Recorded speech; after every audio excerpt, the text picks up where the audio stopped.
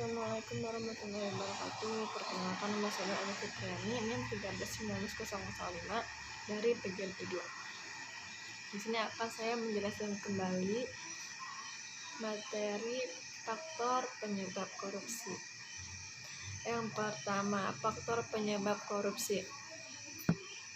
Faktor yang menyebabkan terjadinya korupsi berasal dari dalam diri perilaku maupun dari luar pelaku.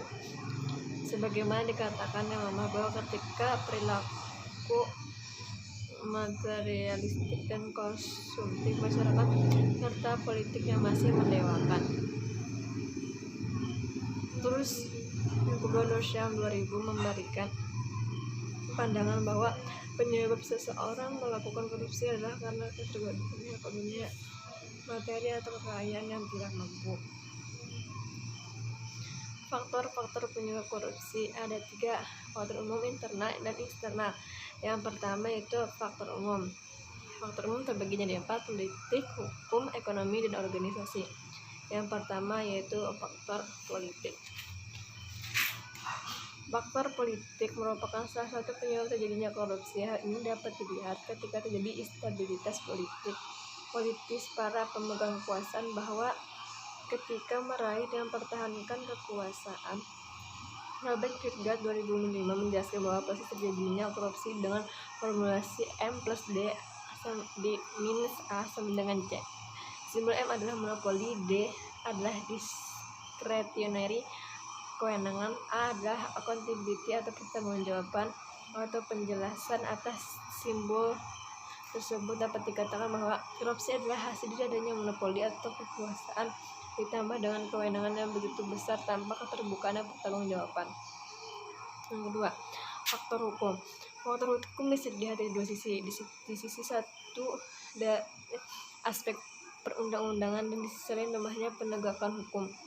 Tidak baiknya substansi hukum mudah ditemukan aturan-aturan yang diskriminatif dan tidak adil. Yang ketiga, faktor ekonomi. Faktor ekonomi juga merupakan salah satu penyebab terjadinya korupsi. Hal ini dapat dijelaskan dari pendapatan atau gaji yang tidak mencukupi kebutuhan terkait faktor ekonomi dan terjadinya korupsi. Banyak pendapat menyatakan bahwa kemiskinan merupakan akar masalah korupsi. Pernyataan demikian tidak benar, bahwa sepenuhnya sebab banyak korupsi yang dilakukan oleh pemimpin Asia dan Afrika, dan mereka tidak tergolong orang miskin. Dengan demikian, korupsi bukan disebabkan oleh kemiskinan, tapi justru sebaliknya, kemiskinan bukan disebabkan oleh korupsi. Yang keempat, faktor organisasi. Faktor organisasi dalam arti yang luas termasuk sistem pengorganisasian lingkungan masyarakat. Organisasi yang terjadi yang menjadi korban korupsi, di mana korupsi terjadi biasanya memberikan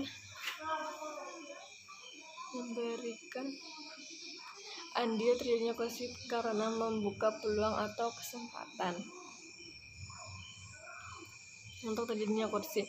Bila organisasi tersebut tidak membuka peluang sedikit pun bagi seseorang untuk melakukan korupsi, maka korupsi tidak akan terjadi. Aspek-aspek terjadinya korupsi dari sudut pandang organisasi meliputi kurang adanya teladan pimpinan dan adanya kultur organisasi.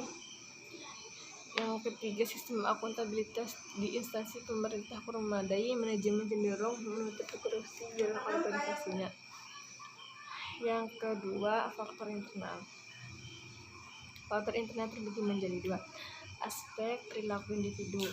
Sifat tamak atau rakus manusia. Korupsi bukan kejahatan kecil-kecilan karena mereka membutuhkan makan. Korupsi adalah kejahatan orang profesional yang rakus, sudah berkecukupan tapi serakah, punya hasrat besar untuk memperkaya diri. Moral yang kurang kuat. Seorang yang moralnya tidak kuat cenderung mudah tergoda untuk melakukan korupsi. Godaan itu bisa berasal dari atasan, teman setingkat, bawahan, atau pihak yang lain yang memberi kesempatan untuk itu. Yang kedua, aspek sosial perilaku. Korupsi dapat terjadi karena dorongan keluarga. Faktor eksternal ada 3, aspek ekonomi, aspek politisi, dan aspek organisasi.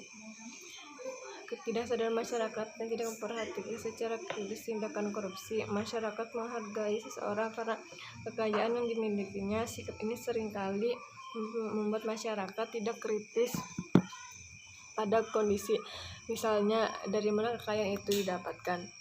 Yang kedua, masyarakat kurang menyadari bila dirinya terlibat korupsi. Setiap perbuatan pasti melibatkan anggota masyarakat. Hal ini kurang disadari oleh masyarakat, bahkan seringkali masyarakat sudah terbiasa terlibat pada masalah ini. Yang ketiga, masyarakat kurang menyadari bahwa